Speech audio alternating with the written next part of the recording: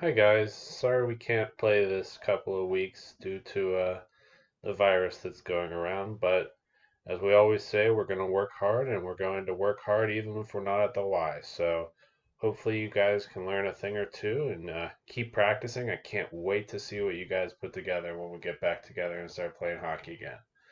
So we're just going to start here real quickly and real easily. We're just working on stick handling back and forth. So if you notice, all of this work is going to be done with our top hand. Our top hand is controlling the stick while the bottom hand is just holding the stick in place. All of that work is done up top. So we're just going to go nice and easy back and forth, just trying to keep control of the whole motion. Remember, keep that top hand going. We want to create little nests to catch the puck as we're going back and forth, and it's going to be nice and easy and simple.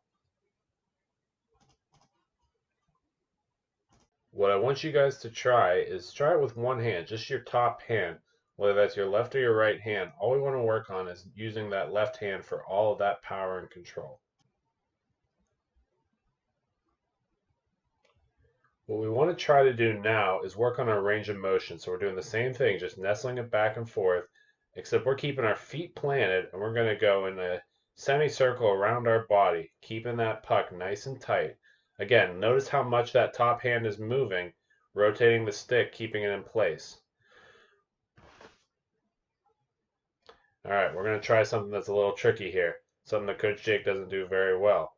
But we're going to see if we can do it on one leg. Notice that that foot stayed nice and planted, and we're not going to be moving it whatsoever. This is if your skate was going down the rink, you can do this on one leg. It takes a lot of practice and a lot of balance, but it's something you guys can try on your own. Let's try it with the other leg this time, see if we can get it going. Again, notice that top hand is doing all the work, and that bottom hand is just there stabilizing the stick. What we want to try to do now is see if we can do that same drill, but put some pucks in there to stick handle around. This would be the same as if you were going around a defender. What you want to make sure we're doing is if we notice whenever we're coming on our forehand, we're starting at our toe, and when we dangle down, we're ending at our heel. Notice how the puck's on our heel? Let's see that again. Starting at the toe, ending on the heel. When we're going backwards, we're always staying on our heel, so we have the most protection with it. All right, so let's see if we can do that again here. Seeing heel, it's always staying on that heel. There's the toe, down to heel. Right? Let's see if we can get going a little bit here. Keeping it on that heel going around, toe coming forward. We're always trying to keep control of the puck as well as we can. Once you guys start getting good at this, let's see if you can do it without looking at the puck.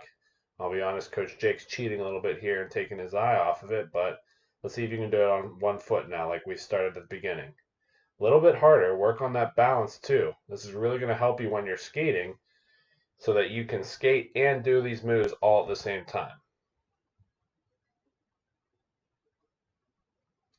I almost forgot. Some of you that don't have a hockey puck doesn't mean you can't do this drill. Hockey balls are pretty cheap and easy to find. I don't know that I like them as much for that reason you saw right there because they're really light and it doesn't emulate a puck that well. But still, we're working on our toe and our back to our heel, toe to heel, the whole way that we've been doing. Something that's really cheap and really easy and works even better than a hockey ball is a golf ball. Golf ball has a lot of weight to it. One thing that we want to work on, and you're going to see here in a second, is if you catch that puck too fast, it's going to bounce. That's a way to easily tell if you're catching the puck nice and lightly. So keep that golf ball from bouncing and get it moving nice and easy around all of those cones, pucks, even use water bottles, whatever you have lying around. We're trying to get better, so we're not trying to break the bank here. Keep working on that toe to heel action. That's what works really well and translates to that puck. Now we're going to try something a little bit harder. Again, make sure you work on the drills that we've done before this and get them pretty good before you start this challenging stuff. We want to start basic and get as good as we can. What we want to pay attention to is pulling this puck all the way back and all the way around, keeping it nice and simple. What we're working on is creating that little nest that we were talking about, keeping that puck right tight with the stick so that we're not losing it. The reason why we like to keep those nests to have that puck nice and secured is when it comes time to make a spin move on somebody, which we'll work on once we get back to the Y, we want that puck nice and protected as we spin around.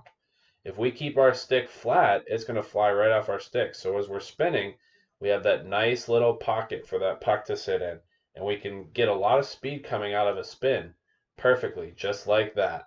Notice how my hand's down to protect that puck when I go on the inside and on the outside to protect from a defender. Again, we're using that top part of our stick to control the puck perfectly.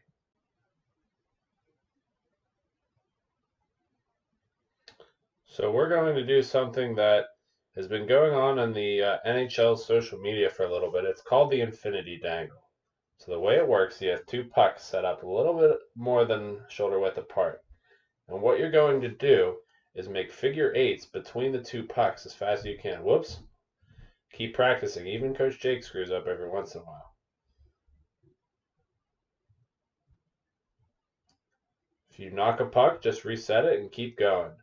The idea is to work on that toe and heel that we were talking about earlier. There we go. Now we're getting a little bit of speed.